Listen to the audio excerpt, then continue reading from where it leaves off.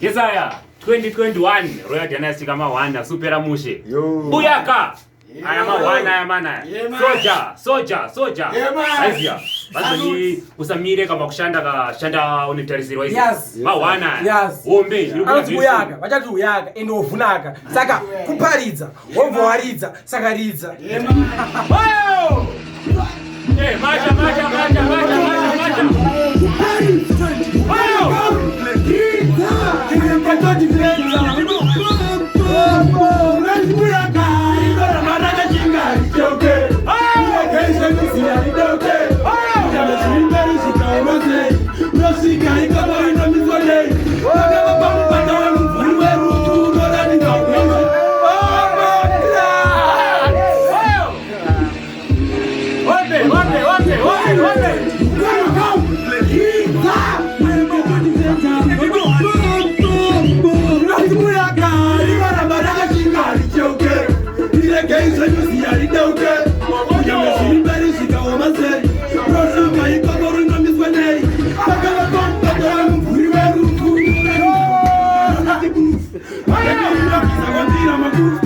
Mana mari alijanize matuti soja rinopita makata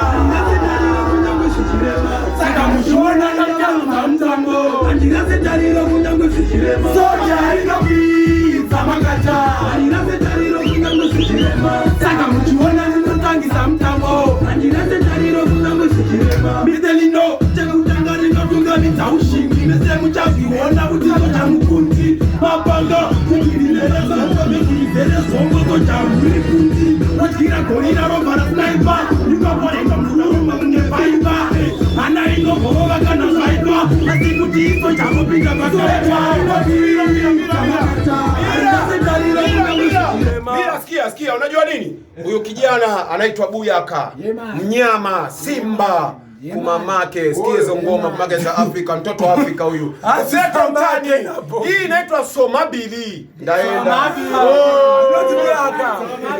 Somabili.